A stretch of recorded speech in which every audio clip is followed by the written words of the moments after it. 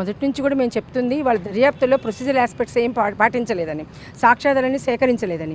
ఎందుకంటే తన మీద సెక్సువల్ అఫెన్స్ జరిగిందేమో అని చెప్పేసి ఆ విధమైన కోణంతో మీరు ఏమైనా ఎంక్వైరీ చేశారా, సాక్ష్యాలు మాఫీ కాకుండా ఉండడానికి సాక్ష్యాధారాలు తనంతట తానే టైం గడిచే కొద్ది కూడా కొన్ని మాయమైపోతాయి. కాబట్టి అట్లాంటి బట్టలు ప్రిజర్వ్ చేయడం కానీ, ఆ అమ్మాయి మీద ఏమైనా స్టెయిన్స్ ఉన్నాయో కానీ ఇట్లాంటివన్నీ తీసుకున్నారా అని చెప్తే అలాంటి ఏమీ తీసుకోలేదని చెప్పేసి ఒక పక్క సిపి గారు వాళ్ళ అధికారులకు చెప్పారు. కానీ ఏసీపీ గారు మాత్రం అలాంటిది ఏమి జరగలేదండి అని చెప్పేసి ఆయన తోసిపుచ్చేశారు.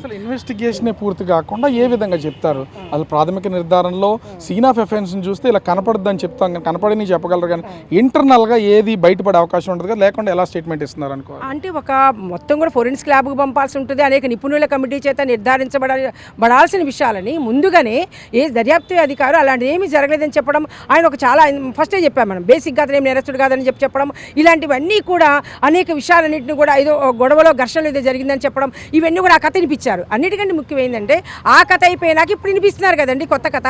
ఈ కొత్త కథ ప్రకారం ఏమిటి, నేరము అక్కడ కాదు వేరే చోట నేరం అంటే చంపడం జరిగింది, అక్కడ నుంచి బాడీని తీసుకొచ్చి ఇప్పుడున్న అపార్ట్మెంట్లో ముక్కలుగా నరికాడు అని ఇప్పుడు కొత్త కథ ఏదైతే చెప్తున్నారో దీనికి కూడా ఈ కథకు కూడా కాలులో తలా తోకలేదు.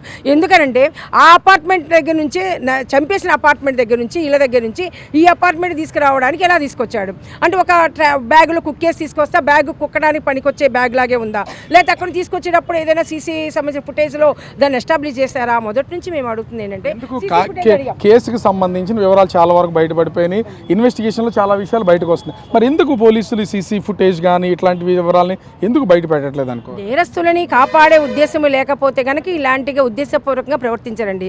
దర్యాప్తు అధికారి యొక్క గ్యాప్స్ అంటామా లేకపోతే తెలియనితనమేమి కాదు, అంతా తెలిసి ఉద్దేశపూర్వకంగా వైట్ పేపర్స్ మీద సంతకం పెట్టేటువంటి ఇంటెన్షన్ కాదా అండి? ఆయన మేము అడిగాం 161 స్టేట్మెంట్స్ మీ దగ్గర కట్టారా, మీ దగ్గర స్టేట్మెంట్స్ తీసుకున్నారా అని అడిగితే వాళ్ళ నాన్నగారు చెప్పారు, లేదమ్మా నా దగ్గర నుంచి అమ్మ దగ్గర నుంచి మా పాప దగ్గర నుంచి మా బాబు దగ్గర నుంచి వైట్ పేపర్స్ మీద సంతకాలు తీసుకున్నారు అని చెప్పారు. అదేంటండి ఒక స్టేట్మెంట్ 161 స్టేట్మెంట్ కట్టేటప్పుడు వాళ్ళు ఆయన చెప్పింది రాసుకోవాలా, నలుగురు చెప్పింది రాసుకున్న తర్వాత అది చదివి వినిపించాలి, అది వాస్తవంగా ఉందో లేదో కనుక్కోమని చెప్పి తర్వాత సంతకం పెట్టించుకోవాలి. అదేమీ లేకుండా వైట్ పేపర్స్ మీద సంతకాలు పెట్టించుకొని వెళ్ళారంటే దాంట్లో ఎవరిని రక్షించే ఉద్దేశం అందులో ఉందని అనుకోవాలి.